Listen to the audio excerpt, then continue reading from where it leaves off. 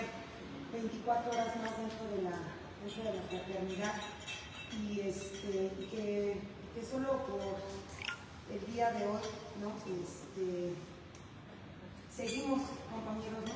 En la jugada, difícil permanecer para nosotros, ¿no? Para la gente que va llegando, pero también para la gente que llevamos tiempo, ¿no? dentro de la agrupación.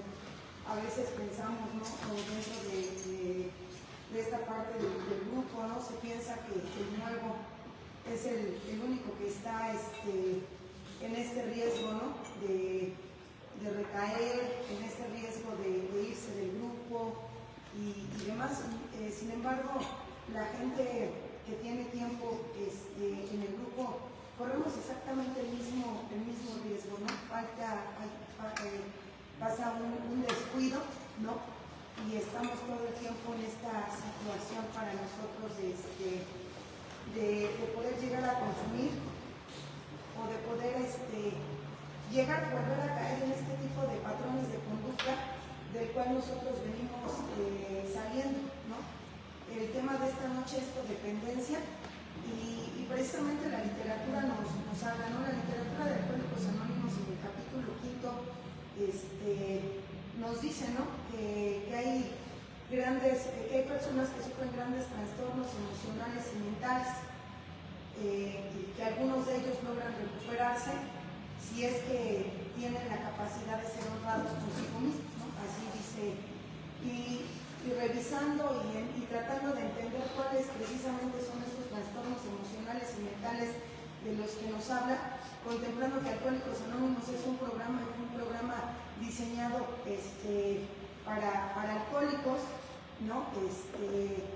Y nos dice, ¿no? Nos invita a revisar, nos invita a revisar precisamente en esta parte de esos trastornos que nos hablan, ¿no? Esos trastornos emocionales y dice mentales. Y en la actualidad, ¿no? No es que esté de moda, sino que se van encontrando nombres precisamente y se le van poniendo nombres a las características de los padecimientos que nosotros vamos teniendo. Nos dice en la literatura de Lanón que aquellos familiares o aquellas personas que han vivido con un alcohólico, con un adicto, desarrollan precisamente este tipo de trastornos, ¿no? Uno de los que nos hablan precisamente es la codependencia, ¿no? que nos habla específicamente de este tipo de trastornos. Y decimos, ¿no? Bueno, ¿qué es la codependencia? O cuáles son las características del codependiente, ¿no? En Alcohólicos Anónimos es bien fácil, ¿no? Enchalecarse todas y decir, hablan de lujuria y yo soy lujurioso, hablan de pereza, yo soy perezoso, hablan de celos, yo soy celoso, ¿no? Y es como una característica de nosotros los enfermos el siempre querernos, al final, ser protagonistas, ¿no? Hasta de todos los síntomas, ¿no? Aquí tenemos competencia hasta quién bebió más, quién la cagó más, esta parte de decir quién fue más pendejo, ¿no? O sea, como si hubiera un premio, ¿no? Al más pendejo, al que se arrastró más, al que pagó más, al que consumió más, ¿no? Pero de repente es esta necesidad del ser humano, sobre todo aquí en los grupos, de tener que sobresalir, ¿no? De tener que, el síntoma, ¿no? Hipersensibles, de hacer una tragedia, de engrandecer las cosas, de querer llamar la atención también en base a eso. Pero específicamente la parte de la codependencia tiene rasgos muy particulares, ¿no? Yo en lo personal siempre digo que es la enfermedad del amor, ¿no? Porque es la enfermedad que en nombre del amor se desarrolla, ¿no? Queriendo hacer las cosas o queriendo justificar nuestra enfermedad, ¿no? Porque lo amo, lo cuido, porque lo amo, lo ayudo, porque lo amo, lo protejo, porque lo amo, quiero acomodarle la vida, porque lo amo, o porque soy bueno, ¿no? Y en esta parte es bien complicado, ¿no? Entender, porque nosotros aquí decimos, ¿no? Precisamente, no venimos a ser buenos, ¿no? Y los codependientes y las personas que padecen codependencia, una de sus características es que quieren fingir todo el tiempo que son buenos, ¿no? Que quiero ser buen padre, estoy en Alcohólicos Anónimos y estoy en un grupo de autoayuda porque quiero ser una mejor madre, porque quiero ser un mejor padre, porque quiero ser una mejor pareja, ¿no? Pero mejor en base a quién, ¿no? O sea, quién es el bueno y quién es el malo aquí, ¿no? Porque son ejemplos que podríamos tomar, ¿no? Una mamá que a un adicto le cierra la puerta y una mamá que a un adicto le permite consumir en su casa, quién es la buena y quién es la mala, ¿no? O sea, quién es mejor y quién es peor. Entonces, cuando nosotros nos casamos con ese cliché, con esa idea de quiero ser mejor, quiero ser bueno, pues tendremos que ver nuestro punto de comparación o con quién nos estamos comparando. Generalmente la comparación va a venir de nuestros padres, ¿no? De lo que nosotros percibimos en una infancia, de lo que nosotros traemos arrastrando esas cosas, esos introyectos que nosotros traemos, ¿no? ¿Quiénes son los ejemplos? Pues los cuidadores, los que fueron en la infancia, ¿no? No siempre es mamá y no siempre es papá, no tienen que ver mucho con los cuidadores. A veces nosotros decimos, es que mamá no estuvo, es que papá no estuvo. Sí, pero entonces el daño o las heridas que nosotros sufrimos en la infancia no vinieron a través de mamá o de papá, sino vinieron a través de nuestros cuidadores. Pero nos hemos creído toda la vida que el abandono lo hizo mamá o que el abandono lo hizo papá. Pero si mi cuidador, por ejemplo, era mi abuela o era mi abuelo, la herida no viene de mamá o de papá, viene del cuidador, en este caso de mi abuela o de mi abuelo, ¿no? Pero nosotros, en esta parte social de culpabilidad, de que necesitamos tener un responsable, entonces empezamos a buscar, ¿no? Dentro de nuestra historia, sin hacer conciencia, empezamos a buscar a los responsables, ¿no? Entonces, la codependencia parte principalmente de dos heridas, ¿no? Que se producen en la infancia, lo que es el abandono y lo que es el rechazo, ¿no? O sea, parte de ahí las características que va a tener una persona o los trastornos que va a desarrollar una persona que tiene la herida del abandono y que tiene la herida del rechazo, que no han sido atendidas, que no han sido detectadas, y no precisamente por un especialista, ¿no? O sea, yo el día de hoy tengo que darme cuenta y tengo que, si yo estoy en un grupo de autoayuda, pues es para autoayudarme, para autoanalizar, ¿no? A través de las experiencias de los compañeros, a través de la literatura, a través de lo que marcan los pasos.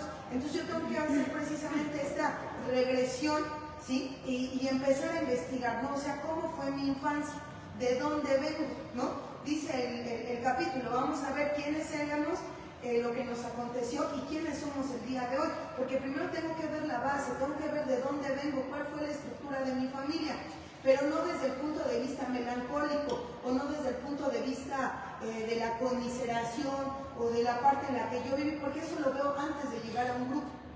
Cuando yo llego a un grupo, tengo que ver de una manera diferente, ¿sí? Exactamente lo que ocurrió, sin esa carga de melancolía, sin esa carga de ignorancia, o sea, lo tengo que ver de una manera más objetiva cuando yo llego a un grupo. Cuando no estoy en un grupo es válido, ¿no? O sea, bajo mi conciencia decir, me abandonó, me dejó, me humilló y tal, y yo fui víctima, entonces es normal. Pero cuando nosotros estamos en un grupo, precisamente nos invita a conocer nuestra propia historia. Entonces, yo tengo que partir de una infancia donde tengo que detectar perfectamente mis características, ¿no? Mi familia, cómo fue mi madre conmigo, cómo fue mi padre conmigo, cómo fueron mis cuidadores conmigo, qué rol tuve yo dentro de la familia, ¿no? Generalmente a los hermanos mayores, ¿no? Una de las características de los codependientes, precisamente la mayor parte fueron hermanos mayores o los cuidadores, ¿no?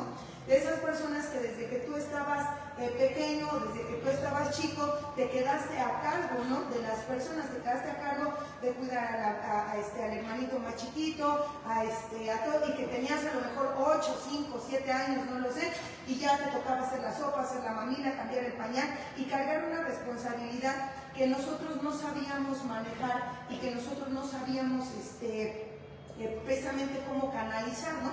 Personas cuidadoras, ¿no? Aquellos hijos que les tocaron tener padres enfermos o que les tocó estar a cargo de personas que todo el tiempo estuvieron enfermas, que todo el tiempo se tuvieron que estar quedando para cuidar a alguien, ¿no? O sea, esa característica tiene la codependencia codependencia, el ser cuidadores, ¿no? Pero viene precisamente desde una infancia, ¿no? Desde el momento que yo me quedo y que tengo entonces mis hermanos más chicos y que me tengo que empezar a hacer cargo, por ejemplo, de mis hermanos a una corta edad sin entender, sino nada más con esa carga emocional y de responsabilidad de decir, te toca, ¿por qué? Pues porque así es la vida, ¿no? Entonces yo voy a empezar a adoptar características y voy a empezar a adoptar conductas precisamente, ¿no? De cuidadores. Al adquirir una característica de cuidador, con esa misma característica yo tomo otros rasgos, ¿no? También de control, porque efectivamente estuve a cargo, entonces sí cuidaba, pero también pasa una parte importante, también controlaba. Así tuviera 7 años, así tuviera 8, así tuviera 10, ¿sí? También controlaba. Desde ese momento también empezaron mis características, ¿sí? Sobre control, sobre empezar a la manipulación, a esa organización. Tú lavas los trastes, tú acomodas la ropa, tú lavas, tú planchas, tú vas a secar los trastes y ahorita que llegue mi mamá, todo va, o sea, desde una infancia yo ya venía cargando estas características, ¿no? Sí de tragedia, ¿no? Sí de decir, híjole, pues no pude salir a jugar fútbol porque yo tenía que estar trabajando, cuidando a mis hermanitos y todo eso, pero también se desarrollan otras cosas, que ahí empiezan a venir estas características patológicas de la codependencia, el control, ¿no? Sí tenía responsabilidad, pero desde una corta edad tuve un poder y un control que nunca supe manejar, y fue en pro del amor, ¿no? O sea, porque los quiero, entonces tú vas a hacer esto, y porque te cuido, tú vas a hacer esto, o sea, siempre en pro y en siempre justificación, ¿sí? De hacer un bien, aparentemente, como para toda persona que emocionalmente no está equilibrada, pues obviamente genera un trastorno, ¿no? Obviamente genera una obsesión. Entonces eso pasa en la infancia.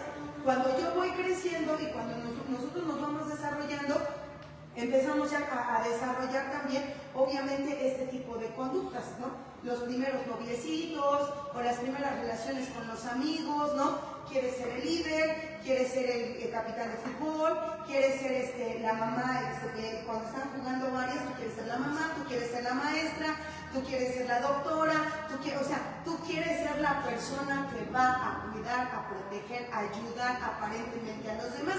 Y se da muy chistoso porque en los juegos, o sea, tú lo ves, ¿no?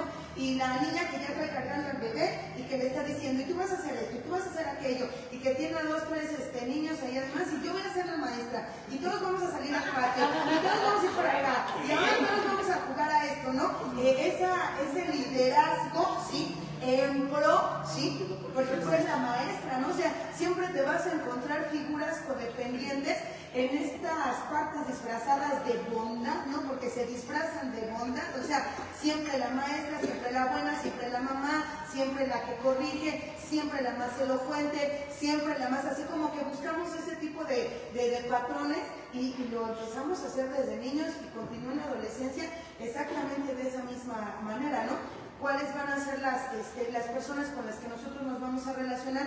Pues precisamente personas dependientes.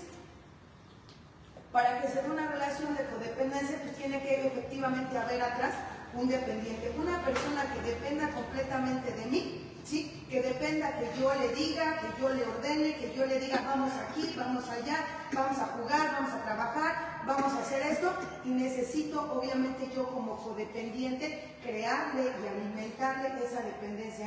Entonces ese círculo para nosotros los enfermos de casi tú la cagas y yo te rescato. Tú no sabes qué hacer y yo te digo qué es lo que vamos a hacer. Entonces, vamos a empezar a buscar personas, amistades, parejas, relaciones interpersonales, pues con personas de estas características, personas que les cueste trabajo tomar decisiones, personas a las que sus características sean aparentemente ser débiles, ¿no? Personas a las que podamos manipular, personas a las que podamos comprar, personas a las que podamos chantajear, personas a las que podamos controlar, ¿no? O sea, porque esa va a ser la característica que nos va a ir guiando. Entonces, cuando me encuentro a los 12, ¿no? 13 años, pues ¿quién era la líder? Pues yo, ¿no? Evidentemente, ¿no? O sea, yo era la líder, ¿no?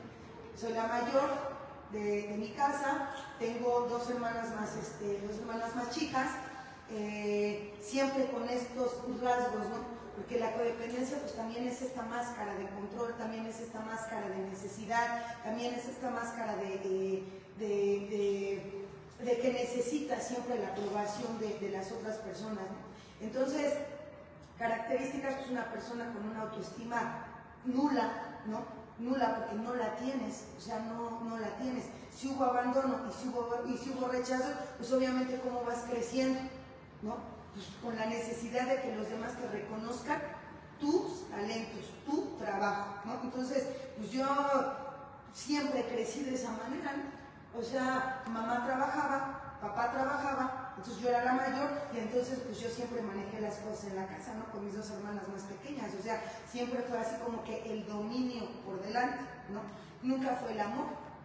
Precisamente las personas codependientes no desarrollamos la característica del amor, desarrollamos las características de la pasión. Nosotros somos apasionados. La pasión es precisamente, no tiene nada que ver con lo sexual.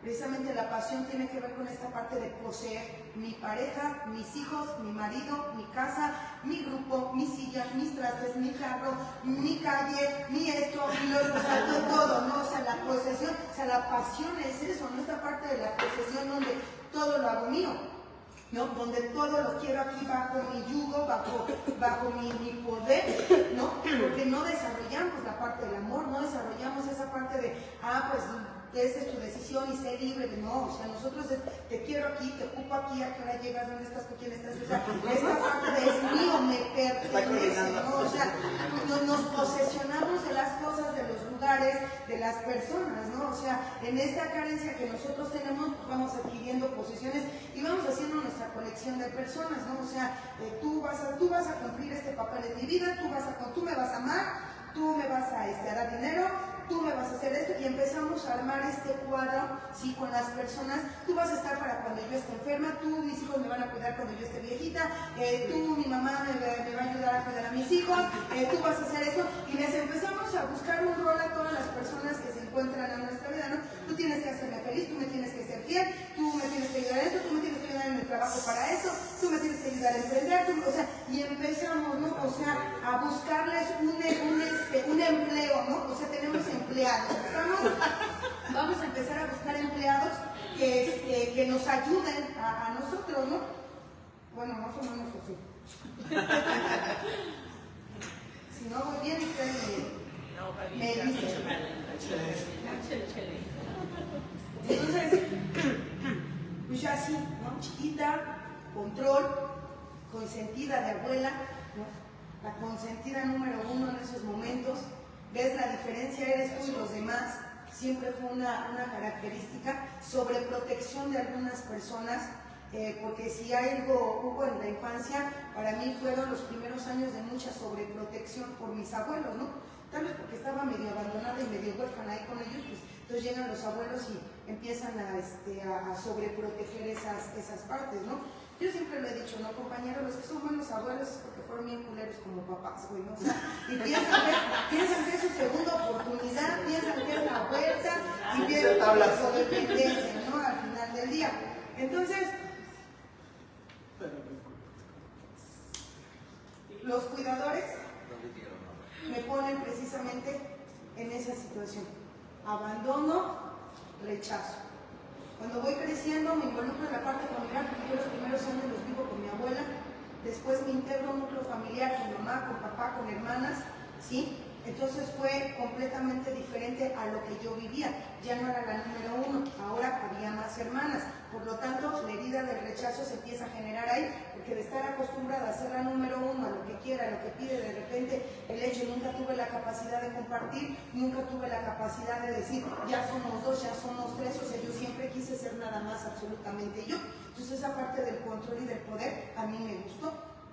Cuando yo voy creciendo y entro en la parte precisamente de la adolescencia, pues yo siempre fui líder, ¿no? O sea, siempre tuve esas características, o sea, yo organizaba la peda, yo organizaba la salida de pinta de la escuela, yo organizaba como que esas cosas, yo organizaba los convivios, fui jefa de grupo, fui jefa de no sé qué, o sea, yo todo, no fui sargento en el esporte, en la primaria, en la secundaria, yo jugaba básquetbol, jugaba fútbol, o sea, y y siempre tenía que brillar, o sea, y siempre tenía que ser yo, ¿no? Y siempre esa persona en la que llegan los demás y te preguntan, no sé, imagínate 20 pendejos preguntándole un pendejo más cosas. O sea, cabrón, pero a mí me preguntaba, la que se hacía las decisiones, todo el mundo quería estar en mi equipo, ¿no? O sea, hacían equipos y todo el mundo quería estar en la escuela conmigo, en mi equipo, porque sabían que yo organizaba, tú vas a traer esto, tú haces la lámina, tú pones tanto de dinero, tú la traes mañana, tú compras esto, y entonces yo me paro el cuello con el trabajo que van a hacer ustedes, ¿no? O sea, siempre fue así, ¿no? O sea, siempre fue esa parte donde yo organizaba absolutamente todo. La primaria, pues todavía no había celular, entonces no llevábamos celular a la escuela, y yo organizaba las goleadas, la vuelta al mundo, y todas esas madres. O sea, yo me acuerdo que había un pinche patiozote en la escuela pública, éramos un putero, güey, ¿no? Y hacíamos una pinche rueda así del tamaño del pinche patio de la escuela, así gigante, y yo lo organizaba, güey, ¿no? O sea, yo le hablaba a los de tercero, a los de sexto, a los de cuarto, o sea, conocía a todos, güey, ¿no? O sea, la escuela era mía, hijo de su puta madre. Cuando entro a la secundaria, peor, güey, ¿no? O sea, cuando entro en la secundaria, yo fui esa que llevaba la botella en la mochila, güey, ¿no? Yo era esa que metía los cigarros, yo era esa que hacía las parejitas, que hasta prostituía yo a mis amigas, ¿no? No, tú con tal, y tú con y su amigo de con mi amiga, y tú con el de tercero, o sea, yo siempre fui esa persona. Entonces, pues se acercaban a mí, a pedirme consejos, y era madrina yo desde la secundaria, no sabía, güey. Quiero andar con fulano, yo te lo echo a andar. No, mira, ahorita yo le hablo, siempre así, güey, ¿no? Yo adelante de todo, hijo de su puta madre, siempre, en esta parte de querer cuidar, en esta parte de querer controlar. No sé cómo confiaban en mí, güey, ¿no? O sea, neta, no tengo la menor idea cómo confiaban en mí, pero me creían, güey, ¿no? Porque el codependiente siempre va a hablar con cierta seguridad. A veces tiene un chingo de miedo, no saben de qué chingados va a hacer, güey, ¿no? Pero tiene una pinche seguridad para decir las cosas y convencerte de que lo que te está diciendo está bien, güey. Entonces, yo siempre fui así, güey, ¿no? En estas situaciones. Y cuando todas las personas, nunca fui de muchos amigos, tenía un chingo de cuates, pero personas cercanas nunca tuve, ¿no? O sea, nunca tuve relaciones de largo tiempo, no tengo amigas de la infancia, yo no tengo amigas de esas que tú digas, ay, pues es que fuimos en la primaria juntas y nos seguimos hablando, o fuimos en la prepa juntas y nos seguimos hablando. O sea, yo nunca generé relaciones de apegos, ¿no? Por esta incapacidad, ¿no? De ser leal, por esta incapacidad, porque el codependiente va a ser un ser sumamente envidioso, ¿no? O sea, los defectos de carácter que se van desarrollando a través de la codependencia, pues es un ser sumamente envidioso, porque quiere el control, quiere todo para él quiere partir el pastel, él quiere salir en la foto, ¿no? Dicen los alcohólicos, la novia de la boda y el muerto del entierro, yo lloro más que todos, güey, yo sufro más que todos, en el velorio tú sufres, ni conoces, ni topas al que se murió, pero tú estás chille, quieres abrazar y darle las condolencias a todo el mundo, y aquí estoy, y yo te ayudo, y lo que tú quieras, y entiendo tu dolor, y o sea, todas esas cosas que nosotros, creo que sí me entienden, ¿no?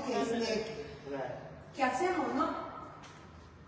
Entonces, cuando yo me di cuenta, obviamente en ese momento no me di cuenta que yo no había hecho esos lazos, ¿no? O sea, fui a, creo, no sé cuántas secundarias, porque todas me corrieron, güey, ¿no? Y no me corrieron por burra, me corrieron por desmadrosa, güey, ¿no? La ira, otro pinche defecto de carácter que se desarrolla en las personas codependientes. Como quieres ser bueno, cuando no te obedece, te emputas. Cuando no te obedecen, te enojas. Cuando no te obedecen, gritas, pegas, bueno. O sea, porque los codependientes no hacemos berriche, los codependientes estallamos en cólera todo el tiempo. No es que, o sea, tú no dices, no te molestas, tú te emputas, güey, ¿no? O sea, pasan y te empujan y tú no te molestas, tú te emputas, güey, ¿no? Porque te empujaron, porque no te hicieron caso, porque se van desarrollando a través de esta condición, pues se van desarrollando perfectamente estos defectos de carácter. Entonces, me sale sale la pinche envidia, güey, me brota la pinche ira, güey, así, porque cuando las cosas no se dan como yo quiero, cuando estoy en situaciones y en lugares que yo no puedo manejar, pues me siento obviamente invalidada porque me siento insuficiente. El codependiente es otra característica, todo el tiempo se va a sentir insuficiente, todo el tiempo va a pensar que puede hacer algo más por las demás personas o por la situación, ¿no? Personas que hacemos el intento 1850 porque esta sí funcione, güey, ¿no? O sea, porque no queremos perder, porque no nos gusta perder. Entonces, obviamente cuando no se me daban las cosas, cuando yo me juntaba, cuando yo estaba en foros, en escenarios, con amigos, con personas que yo no tenía el control, pues un estado de frustración muy culero, y para mí estallaba en ira, todo el tiempo, en ira, enojada. El alcohol, cuando llega a mi vida, la parte de mi alcoholismo, ¿no? Obviamente el alcohol en ese momento sustituye muchas cosas, ¿no? O sea, el alcohol para mí fue mi abogado. Yo siempre le he dicho así, ¿no? El alcohol contestaba por mí. El alcohol decía lo que le convenía decir a mi persona en ese momento, y efectivamente te transforma, ¿no? Esas características que yo vengo presentando en la infancia, que yo desarrollo en la adolescencia, cuando llego por ahí de los 17, 18 años más o menos, que me veo en una situación complicada para mí, me mandan a una escuela particular, una escuela que mis padres no tenían para pagar, una escuela donde yo no pertenecía a ese círculo social, porque no pertenecía yo a ese círculo social, porque yo no tenía las características, ni tenía los medios, ni tenía el físico, ni tenía la tez de piel del color de las que iban en esa escuela, ni tenía la ropa que usaban las niñas de esa escuela, ni tenía los zapatos, ni tenían los papás, ni tenía la casa, ni tenía absolutamente nada para pertenecer ahí. Para mí fue un pinche golpe muy complicado en la vida, ¿no? Fue algo que no supe manejar.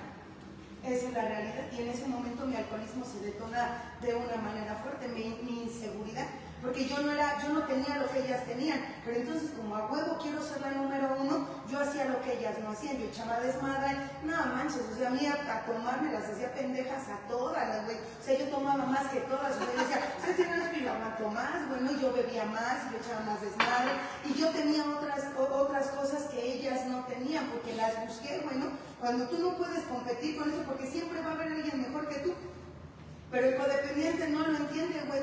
En ese momento no lo entiendes, o sea, siempre va a haber alguien mejor que tú, siempre va a haber alguien con más habilidades que tú, siempre va a haber alguien más arriba que tú, y cuando no estás preparado para vivir esas situaciones, las sufres muy cabrón, o sea, las sufres neta de una manera muy cabrón, no estás equilibrado para recibir ese tipo de cosas. Yo no estaba equilibrada para recibir ese tipo de situaciones, entonces empiezo a beber, ¿no? Más en esa etapa. Obviamente siempre sentí o siempre busqué noviecitos, ¿no? Que pudiera yo manejar o que pudiera yo estar en un estatus un poquito más arriba que ellos, y cuando entro a esa parte, pues no había.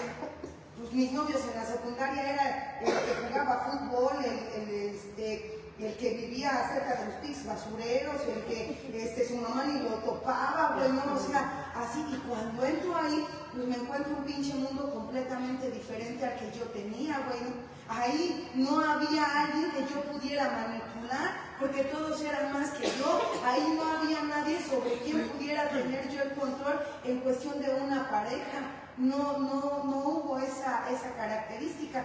Entonces, pues yo me voy por el lado de la bebida, bueno, empiezo a beber de una manera pues más desordenada, me empiezo a involucrar con gente que no era correcto que yo me involucrara, sí, siempre con gente en esos momentos muchísimo mayor que yo, ¿no? Todo el tiempo buscando, entonces ahora el cobijo de una persona más fuerte para yo, así como que dicen que acércate al que a buen árbol se acerca, a buena sombra recibe, y entonces yo siempre quise esa parte. Entonces tuve parejas que fueron mucho más grandes que yo, y en este tiempo pues conozco, ¿no? al papá de mi hija, médico, 10 años más grande que yo, con ciertas situaciones que lo hacían aparentemente estar en una posición muchísimo más que yo, y me involucro con esta persona. Pero cuando tú tienes estos rasgos de codependencia, pues obviamente no se te quita. Yo llego a una relación a querer hacer exactamente lo mismo que yo había hecho en mi infancia, a continuar con los patrones